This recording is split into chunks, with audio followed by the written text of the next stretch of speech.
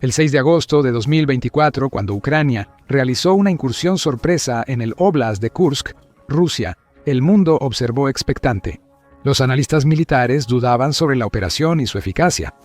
Después de todo, ¿cómo podría Ucrania mantener operaciones en suelo ruso cuando ya estaba al límite defendiendo su propio territorio? Nadie esperaba que esta jugada expusiera uno de los fracasos militares más catastróficos en la doctrina y logística rusa. La invasión de Kursk, que duró 7 meses, causó más bajas rusas que casi cualquier otra ofensiva ucraniana en la guerra. Esto hace que la invasión no solo sea improbable, sino también poco probable que tenga éxito. Así que vamos a adentrarnos en la invasión de Kursk y descubrir por qué fue tan exitosa y qué significó en el contexto más amplio de la guerra en Ucrania. Para entender lo letal de la campaña, solo tenemos que ver los números. Un año después, el comandante en jefe de Ucrania, Oleksandr Syrskyi, proporciona las estadísticas tras la incursión de Kursk. Y son estremecedoras. Syrskyi afirmó que más de 77,000 soldados rusos han muerto o resultado heridos solo en Kursk, incluidos unos 4,000 norcoreanos que luchan con Rusia. De lo cual hablaremos un poco más adelante con más detalle. Para poner esta masacre en perspectiva, esos son más bajas rusas de las que Rusia sufrió durante toda la Primera Guerra de Chechenia. Y esto ocurrió en una región que Rusia supuestamente controlaba. Pero el costo humano es solo parte de la historia. Las fuerzas ucranianas han demolido sistemáticamente la capacidad militar de Rusia en la región, con el informe incluyendo 7,236 unidades de equipo militar ruso dañadas o destruidas. Los detalles parecen un desastre de adquisiciones militares. 211 tanques, 1,083 blindados, 907 artillerías, 3 helicópteros y un avión derribados. Cada pieza de equipo destruida representa cientos de miles o incluso millones de dólares en inversión y meses de capacidad de fabricación que Rusia simplemente no puede reemplazar lo suficientemente rápido. La operación inició con fuerzas especiales ucranianas realizando una magistral táctica de engaño militar. Desde el 4 de agosto, grupos de 6 soldados se infiltraron en el Oblast de Kursk de noche, ocultándose en bosques para hacer reconocimiento. Eso sería devastador para los planes de defensa rusos. No fue el asalto blindado masivo que preveía la doctrina rusa, sino algo distinto que aprovechó fallas clave en la seguridad fronteriza de Rusia. El 6 de agosto por la mañana, las fuerzas ucranianas lograron lo que expertos militares creían imposible durante el ataque principal. Tomaría solo unos días para que las fuerzas invasoras rompieran las defensas rusas, interrumpiendo la logística en lo profundo del territorio enemigo. En su punto máximo, controlaron 500 millas cuadradas de territorio ruso. La rapidez y precisión de este avance inquietaron a los estrategas militares rusos. Todo su concepto defensivo se basaba en suposiciones que simplemente no eran ciertas. La jugada maestra estratégica detrás de la incursión en Kursk se vuelve clara al examinar su momento y objetivos. El verano de 2024 estuvo marcado por una invasión fallida de fuerzas rusas en el norte que causó grandes pérdidas. La inteligencia ucraniana detectó preparativos rusos para otra ofensiva en el norte de Yarkov. Según Syrskyi, la región de Sumy probablemente estaba en la lista de objetivos, lo que pondría aún más presión sobre las defensas de Ucrania en el Donbass. En lugar de esperar para defenderse de este ataque, Ucrania eligió atacar de manera preventiva, obligando a Rusia a adoptar una postura reactiva que definiría toda la campaña posterior. Esta decisión cambió el equilibrio estratégico en todo el frente. La incursión obligó a Rusia a abandonar por completo su ofensiva planeada en Sumy, ya que las tropas destinadas para esa operación fueron apresuradamente redirigidas para defender territorio ruso. Más críticamente, Rusia se vio obligada a retirar brigadas de los sectores que se consideraban no críticos. Aunque esto no provocó una disminución notable en los ataques en el frente principal en Donbass, sí añadió complicaciones logísticas a la invasión. El presidente ucraniano Volodymyr Zelensky afirma que Rusia trasladó 60,000 soldados del Donbass a Kursk y zonas circundantes, debilitando las operaciones ofensivas allí y permitiendo un respiro muy necesario para las tropas locales. Pero Rusia no podía simplemente trasladar unidades a Kursk desde otros frentes sin crear vulnerabilidades en otros lugares. Las fuerzas ucranianas en las regiones de Zaporilla informaron de inmediato una reducción de la presión cuando las unidades de artillería e infantería rusas desaparecieron de sus sectores. Aún más dramáticamente, Rusia se vio obligada a usar algunas de sus fuerzas terrestres del enclave de Kaliningrado, debilitando su postura defensiva contra la OTAN. Demostrando la gravedad de la situación, lo más revelador fue la lenta respuesta de Rusia a la incursión inicial. En el primer mes, los contraataques rusos fueron esporádicos y mal coordinados. La estructura de mando centralizada de Moscú no pudo adaptarse rápidamente a esta situación sin precedentes. A Rusia le tomó un mes organizar una contraofensiva significativa, pero los resultados fueron mediocres. El avance contra las fuerzas ucranianas ocurrió 3 a 5 meses después, tras traer tropas extranjeras para reemplazar sus unidades fallidas. La lentitud en la respuesta muestra los graves problemas institucionales del mando militar ruso. La estructura jerárquica rígida, que benefició a las fuerzas soviéticas en operaciones planificadas, fue catastróficamente inadecuada ante amenazas adaptativas y fluidas. Los comandantes locales no tenían autoridad para decidir rápido, y el mando central no entendía bien la crisis en Rusia. Las implicaciones internacionales de la incursión en Kursk se extendieron mucho más allá de las ganancias tácticas inmediatas. En ese momento, la guerra entre Rusia y Ucrania llevaba unos 2 años y medio, y los gobiernos occidentales y militares temían que Ucrania perdiera impulso. El desgaste del frente y la superioridad militar e industrial de Rusia hicieron que muchos vieran inevitable el resultado de la guerra. Rusia ganaría a fin de año, pero la invasión exitosa de Ucrania a territorio ruso cambió esta perspectiva. La invasión de Kursk mostró que las fuerzas ucranianas tenían no solo capacidades defensivas, sino también visión estratégica y habilidades para realizar ofensivas complejas en territorio enemigo. Esta demostración de fuerza impactó de inmediato el apoyo político occidental y la ayuda militar. Un factor clave de la incursión en Kursk fue que se planeó y ejecutó sin consultar a aliados occidentales. Cuando las primeras tropas cruzaron la frontera, los funcionarios de la OTAN se quedaron perplejos, al igual que los rusos. Sin embargo, el éxito de la operación transformó rápidamente el escepticismo en una renovada confianza en el liderazgo militar ucraniano. El impacto en la opinión pública occidental probablemente fue uno de los principales objetivos detrás de la invasión. En 2024, las noticias se enfocaron en las retiradas ucranianas, pequeñas ganancias rusas y el carácter desgastante de la guerra. De pronto, los titulares mostraban tanques ucranianos en pueblos rusos y soldados estableciendo centros de ayuda humanitaria en Rusia. Este giro dramático reavivó el apoyo público para seguir con la ayuda cuando políticos y estrategas ya mostraban cansancio por la guerra. El cambio en el apoyo militar occidental fue evidente poco después de la incursión. La exitosa demostración de las capacidades internas de Ucrania dio respaldo político a líderes antes reacios a aumentar el apoyo. Meses después, Ucrania podría usar armamento occidental de largo alcance en territorio ruso, aumentando su capacidad de dañar infraestructura y posiciones militares rusas.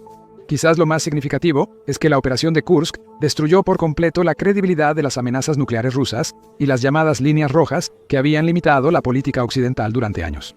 Desde el inicio de la invasión, Putin había amenazado constantemente con represalias nucleares si el territorio ruso era atacado por fuerzas que usaran armas occidentales. Estas amenazas habían sido tomadas en serio por los líderes de la OTAN, creando una compleja red de restricciones sobre cómo y dónde se podían usar las armas donadas. La doctrina nuclear de Rusia, revisada varias veces desde 2022, establecía explícitamente que cualquier ataque al territorio ruso usando armas occidentales, incluso si no eran nucleares, podía considerarse un acto directo de guerra por parte de las naciones de la OTAN. Putin y sus funcionarios advirtieron que cruzar esta línea roja podría provocar una respuesta nuclear inmediata que devastaría a Europa y podría causar una guerra nuclear global. La incursión probó directamente esta amenaza. Las fuerzas ucranianas no solo hacían incursiones o ataques, también ocupaban territorio ruso y establecían administración militar en pueblos rusos. Lo relevante es que usaron armas convencionales donadas por la OTAN, aunque no emplearon misiles High Mobility Artillery Rocket System ni Army Tactical Missile System. Muchos tanques occidentales y vehículos de apoyo circularon por Kursk mientras Ucrania avanzaba para capturarlos. Aún así, no hubo respuesta nuclear. Las amenazas de Putin solo fueron retórica vacía para frenar el apoyo occidental. Esto cuestionó si otras partes de la retórica de Putin eran solo palabras vacías. Si Putin no usó armas nucleares con tanques extranjeros en territorio ruso, sus amenazas en otros casos no eran creíbles. El colapso de la línea roja de Putin generó un efecto dominó en las políticas de armas de Occidente. En noviembre de 2024, el presidente de Estados Unidos, Joe Biden, permitió a Ucrania usar misiles ATACMS contra objetivos en Rusia, en respuesta a la intervención militar de Corea del Norte en Kursk. Esta decisión, impensable apenas unos meses antes, se volvió una política rutinaria cuando los líderes occidentales se dieron cuenta de que las amenazas de escalada de Putin estaban diseñadas principalmente para tener un efecto disuasorio, en lugar de reflejar una doctrina operativa real. Pronto siguieron los misiles Storm Shadow británicos que las fuerzas ucranianas utilizaron para destruir puestos de mando y depósitos de suministros rusos en todo el óblast de Kursk. Las armas suministradas por Alemania, que antes estaban restringidas para su uso en territorio ruso, también comenzaron a aparecer en las operaciones ucranianas con mayor frecuencia. Este colapso de credibilidad impactó más allá del conflicto en Kursk. Los estrategas militares occidentales entendieron que para evitar más agresión rusa, no era apaciguar o respetar líneas rojas impuestas por Rusia, sino mostrar fuerza y determinación. El desafío exitoso a la línea roja de Putin sobre la integridad territorial sirvió como modelo para enfrentar futuras amenazas rusas. Para entender por qué se eligió Kursk, debemos analizar cómo Rusia administra su ejército permanente. El ejército ruso, al enfocarse en ofensivas en el este y sur de Ucrania, tuvo que retirar unidades militares profesionales de las regiones fronterizas. Personas que firmaron un contrato para recibir salario fueron reemplazadas por reclutas entrenados rápidamente y fuerzas de defensa territorial. Tal vez Rusia pensó que los reclutas bastarían para evitar una invasión, o que Ucrania no se atrevería a invadir Rusia. Sea cual sea el caso, Ucrania aprovechó esta oportunidad. Las fuerzas ucranianas hallaron posiciones rusas ocupadas por reclutas con poco entrenamiento, equipo obsoleto y sin liderazgo experimentado para defensas complejas. Muchos de estos soldados habían sido reclutados con poca expectativa de ver combate real y se encontraron enfrentando a unidades ucranianas veteranas con años de experiencia en el campo de batalla. La estructura de mando centralizada del ejército ruso, diseñada para operaciones convencionales a gran escala, resultó catastróficamente inadecuada para la naturaleza fluida de la incursión ucraniana. Las unidades de reclutas entrenadas para acatar órdenes quedaron sin instrucciones claras cuando las fuerzas ucranianas actuaron. Sin doctrina establecida, los comandantes locales no tenían autoridad ni experiencia para ajustar tácticas en tiempo real. El resultado fue exactamente lo que los planificadores militares ucranianos esperaban: rendiciones masivas de fuerzas rusas que no veían sentido en morir por posiciones que no estaban adecuadamente preparados para defender. Las fuerzas ucranianas capturaron a 1.018 prisioneros rusos durante la operación, muchos de los cuales dieron información valiosa sobre defensas y disposición de unidades rusas. Muchos rusos capturados se usaron en intercambios de prisioneros, permitiendo el regreso de cientos de soldados ucranianos, incluso algunos detenidos desde 2022. El intercambio de prisioneros dio valor estratégico a la invasión de Kursk y permitió el regreso de tropas ucranianas. La gravedad de la situación de Rusia en Kursk se hizo evidente cuando Moscú decidió importar tropas norcoreanas para defender su territorio. El despliegue de Corea del Norte comenzó en octubre de 2024 con aproximadamente 11.000 supuestas fuerzas de operaciones especiales de élite, supuestamente las tropas mejor entrenadas del ejército norcoreano. Estas unidades representaron una inversión significativa en entrenamiento y equipo, según los estándares norcoreanos, y su participación supuestamente demostraba la importancia estratégica del acuerdo de defensa entre Rusia y Corea del Norte, firmado menos de medio año antes, en junio de 2024. Sin embargo, las tropas norcoreanas resultaron ser un desastre total desde el momento en que se enfrentaron a las tropas ucranianas. En solo 3 meses tras llegar a Kursk, cerca del 40% del contingente norcoreano fue muerto o herido. Eso equivale a unas 45 bajas diarias para las fuerzas norcoreanas mientras estuvieron en el frente. Esto fue causado por problemas significativos y profundamente arraigados tanto en el entrenamiento como en la doctrina táctica. Las fuerzas norcoreanas, aunque élite en su ejército, estaban totalmente despreparadas para la guerra moderna con drones. Su entrenamiento, basado en tácticas de la Guerra de Corea, se centraba en asaltos de infantería y guerra posicional. Eso sería suicida ante la superioridad tecnológica ucraniana, cuando los drones ucranianos se acercaban a posiciones norcoreanas.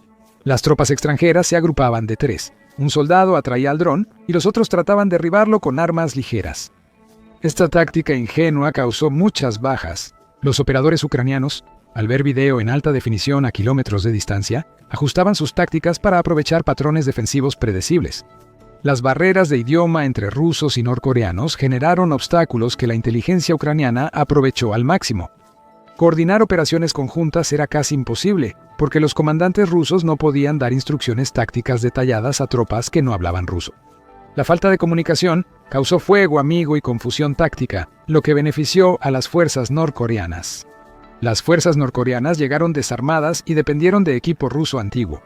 Las fuerzas ucranianas, equipadas con imágenes térmicas occidentales y sistemas de comunicación sofisticados, podían atacar las posiciones norcoreanas a distancias mucho mayores de lo que ellos podían responder. Quizá lo más dañino para la moral norcoreana fue su total desconocimiento del nivel de vigilancia y precisión en los ataques que caracteriza la guerra moderna. Los soldados norcoreanos habituados a operar en entornos controlados con enemigos predecibles, ahora eran vigilados por drones ucranianos y atacados con precisión, pudiendo perder escuadrones completos sin aviso. En enero de 2025, 3 meses tras el traslado a Kursk, la situación era tan desesperada que las fuerzas norcoreanas fueron retiradas temporalmente del frente. La inteligencia surcoreana informó que no se les veía en combate activo desde hacía semanas, lo que generó dudas sobre el éxito del experimento de cooperación militar extranjera. En febrero, tras un reentrenamiento, los soldados fueron desplegados de nuevo y participaron en combates con tácticas igual de letales. El fracaso militar de Corea del Norte en Kursk tiene implicaciones que superan los resultados inmediatos en el campo de batalla. Para Rusia, depender de tropas norcoreanas fue un reconocimiento humillante de debilidad militar que dañó la imagen de superioridad que Putin había construido. Como señaló Zelensky, Rusia recurrió a tropas norcoreanas para evitar más presión ucraniana, lo que la llevó a humillarse. Que el suelo ruso fuera defendido por tropas extranjeras evidenció la vacuidad de las afirmaciones de Putin sobre el poder militar y la soberanía de Rusia. Ucrania hizo más que aprovechar la falta de logística, personal y recursos dispersos de Rusia. Los avances tecnológicos durante la guerra permitieron que la invasión en Kursk durara más tiempo. Los ingenieros ucranianos desarrollaron y desplegaron sistemas de guerra electrónica que podían corromper las señales de navegación rusas, haciendo que las municiones guiadas se desviaran cientos de metros de su objetivo. Estos sistemas mejoraban las técnicas tradicionales de interferencia al enviar datos falsos a los sistemas de guía rusos, en vez de solo bloquear señales. La integración de reconocimiento, adquisición de objetivos y ataques a larga distancia en enjambres de drones permitió a las fuerzas ucranianas vigilar constantemente las posiciones rusas en Kursk. Esta fue una de las principales razones por las que el ejército ruso tuvo tantos problemas para avanzar y recuperar sus pueblos y aldeas. Mientras tanto, el componente de guerra psicológica de la operación de Kursk fue una táctica algo subestimada. Las fuerzas ucranianas crearon centros de ayuda en pueblos rusos ocupados, brindando atención médica y suministros a civiles, y documentando su respeto al derecho internacional humanitario. Este enfoque desmintió la propaganda rusa sobre nazis ucranianos y mostró el respeto de Ucrania por los civiles. Además mostró un marcado contraste con la forma en que las fuerzas rusas se comportarían en los pueblos y aldeas que ocupaban. Esta fue una declaración política calculada, dirigida tanto a los rusos como al resto del mundo, que podrían estar observando el desarrollo de los acontecimientos de la guerra. Pero, sin duda, el mayor impacto que tuvo la invasión de Kursk fue que mostró cómo se libra la guerra día tras día a través de publicaciones y actualizaciones constantes en redes sociales y medios de comunicación. Las fuerzas ucranianas permitieron a medios internacionales captar imágenes de sus operaciones en Rusia, resaltando su capacidad y la debilidad rusa. Al observar el panorama estratégico más amplio después de un año de operaciones en Kursk, la incursión representa un punto de inflexión fundamental tanto en la guerra en Ucrania como en el concepto más amplio de conflicto. El éxito de Ucrania al mantener territorio ruso durante meses, infligir bajas masivas a las fuerzas defensoras y forzar cambios fundamentales en la estrategia militar rusa, demuestra que la superioridad numérica y la doctrina militar tradicional tienen un alcance limitado. El combate moderno depende de la innovación tecnológica, flexibilidad táctica, mejora de diseños y adaptación doctrinal hacia un enfoque de abajo hacia arriba. Por supuesto, algunos analistas han señalado algunas de las graves fallas que existieron dentro de la operación, a pesar de sus éxitos. Para empezar, la región de Kursk está conectada con el resto de Ucrania a través de Sumy, con una sola carretera lo suficientemente sólida y confiable para los vehículos de suministro militar. Este cuello de botella fue uno de los principales problemas logísticos que el ejército ucraniano no pudo resolver. En la misma línea, la dependencia de una sola carretera o de condiciones fuera de carretera para abastecer a los soldados en territorio enemigo ha resultado en que Ucrania pierda lentamente el control sobre el territorio. Esto se evidencia por las pérdidas de Ucrania durante la incursión. Oryx, un sitio holandés de análisis de defensa, reporta que Rusia perdió unas 740 piezas de equipo entre agosto de 2024 y el 25 de marzo, y Ucrania 790 en ese periodo. A inicios de 2025, Ucrania sufrió pérdidas desproporcionadas, lo que obligó a un retiro estructurado para evitarlas. Ucrania aprendió, y en marzo de 2025 invadió de nuevo territorio ruso, enfocándose en la región de Belgorod, previamente atacada con misiles para destruir municiones y puestos militares esenciales. La invasión esta vez tuvo lugar sobre campos, con el terreno natural siendo más propicio para la infantería mecanizada. Belgorod también tiene mejor conexión vial con Kursk, Ucrania y regiones cercanas. Esto permitió a Ucrania realizar ataques de pinza de manera efectiva y desplegar sus fuerzas aéreas para ejercer presión y obligar a Rusia a retirarse. La invasión distrajo a las fuerzas rusas, evitando su movimiento entre Kursk y Donbass, lo que en parte funcionó. Un año después, las fuerzas ucranianas aún controlan solo una pequeña parte de Kursk, de unas 4 millas cuadradas. Este puesto avanzado es básicamente un amortiguador que frena los intentos de Rusia de invadir Sumy, la región ucraniana que limita con Kursk y que también ofrece otro ángulo de ataque para las fuerzas ucranianas y ataques a regiones vecinas. Y a Rusia le tomó 70.000 personas recuperar aproximadamente 500 millas cuadradas de su propio territorio. A ese ritmo, la guerra en Ucrania podría volverse una pesadilla de desgaste generacional, haciendo la estrategia a largo plazo aún más crucial. Con ambos bandos atrincherados, Estados Unidos busca reposicionarse tras ser mediador clave de paz. La diplomacia reciente de alto perfil, incluyendo las conversaciones directas de Trump con Putin y una cumbre trilateral futurista en preparación, podría cambiar la forma en que la guerra llega a su fin. Gracias por vernos. Si quieres conocer más sobre las últimas invasiones de Ucrania a Rusia y su relación con Kursk, mira este video.